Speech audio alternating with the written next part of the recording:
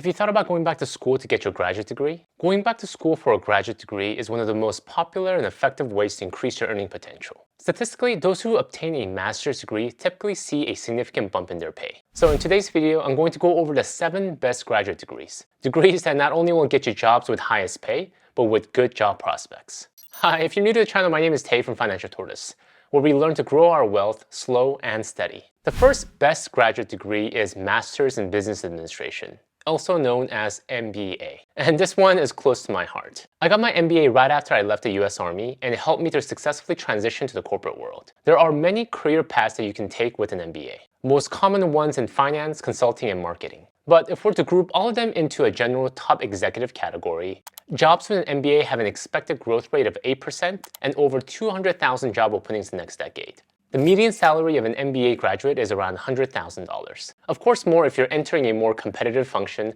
like investment banking and management consulting, and a more competitive industry like tech or finance. Business schools are most often 2 years long for a full-time program and require you to take the GMAT, the Graduate Management Admissions Test, to apply. Total tuition costs for a top-rated MBA program can range anywhere from $60,000 to $160,000. I personally came out of business school with $87,000 in student loans over 10 years ago. However, many would say that the tuition is worth it because increased earnings pay for itself after several years. However, there are many smart ways to offset the tuition if you do your research. I had plenty of classmates who were able to get their program costs subsidized by their future employers. Some of the top business programs in the United States are University of Chicago, UPenn, and Northwestern. And of course, I can't leave out my old alumni, UCLA, from the list. If you're currently in the corporate world and are looking to make that next move up, business graduate schools are a great option to help you do that. They're general enough to not pigeonhole you into one specific function and one industry, and are rigorous enough to really up your business skills. The number 2 best graduate degree is Master's in Healthcare Administration,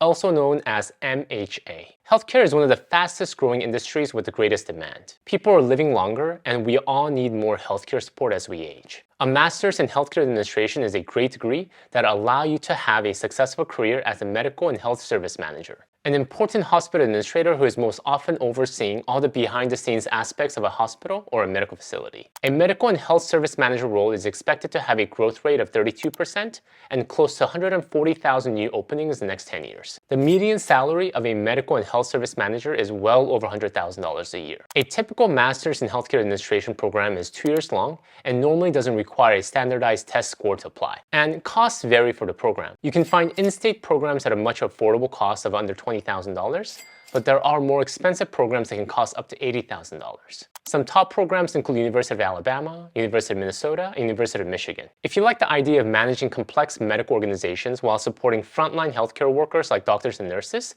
this would be a great degree to pursue. The number 3 best graduate degree is Master's of Science in Physician Assistant Studies. This degree allows you to become a physician assistant, one of the fastest growing fields with a great salary. With a 31% job growth rate, we can expect to have 40,000 new PA openings in the next decade. And a physician assistant has a nice median salary of over $120,000. An average PA program is approximately 3 years long, and the prerequisite to get into a PA program is quite extensive. You normally need to have taken classes in core sciences like chemistry and biology. In addition, you also need some prior healthcare experience. Most applicants either work as a medical assistant or a volunteer in order to fulfill this requirement. PA programs cost an average from $50,000 to $90,000 depending on if you choose a public school or a private program. Some top PA programs are Duke University, University of Iowa, and Baylor College of Medicine. PA schools are a great choice for grad school if you have some experience in healthcare but want to become an advanced healthcare practitioner. You get to work very closely with physicians in examining,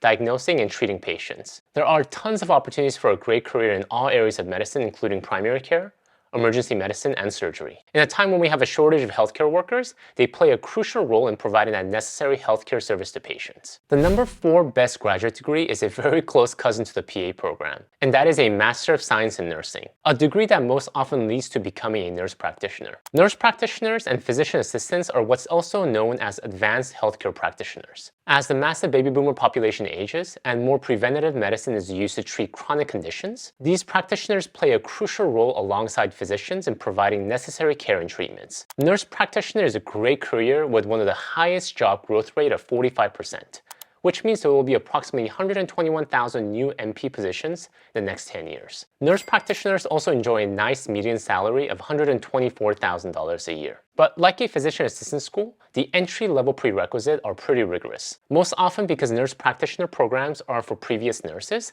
candidates need an accredited registered nurse license. In addition, you need to have taken core science classes like anatomy and chemistry. A typical NP program ranges anywhere between 2 to 4 years to complete, depending on the coursework and if you're pursuing it part-time or full-time. Costs for the program vary, but they can range anywhere from less than $20,000 in-state to some close to $100,000 for private programs. And if you're already part of a large hospital, I would recommend looking at partnership programs, which could help offset a good chunk of your cost. My wife was able to get her master's in nursing paid for by her hospital employer in exchange for additional commitment to the hospital following the program. Overall, it saved us close to $50,000 in school expenses. Some top masters in nursing schools include Johns Hopkins, Duke University, and Emory University. If you're already a registered nurse and want to up your salary as well as experience new challenges, pursuing a Master's of Science in Nursing could be a great option. Number 5 best graduate degree to pursue is a law degree, also most commonly known as JD. This degree allows you to become a lawyer, one of the oldest and well-respected career fields. With a 9% job growth rate, we can expect to have 71,000 new lawyer openings in the next decade,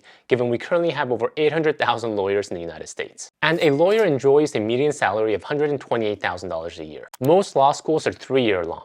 And from what I hear from my lawyer friends, a pretty rigorous 3 years. Business school curriculum normally eases up after the first year rigor of core business classes. However, law itself is a mentally taxing exercise. So law school, I'm sure, expects a lot of their students in order to best prepare them for the harsh world of being a lawyer. I have tremendous respect for people who've gone through the process and don't think I could have survived the ordeal myself. And the prerequisite to get into a law school is pretty rigorous as well. The most notable being the LSAT, the Law School Admissions Test. Infamously difficult test. Total cost of law school can range from $80,000 to $150,000 and more for top-tier law schools. Top law schools in the United States are Yale, Stanford, and University of Chicago. If you're looking for a well-respected, prestigious career you can be proud of, law school could be a great option to look at. There will be cost in both effort, time, and money, but many who've gone through the program have found tremendous value from it. The number 6 best graduate degree is biz specialized, but it's a master's in finance. Unlike an MBA, which covers a broad range of business functions from marketing to operations,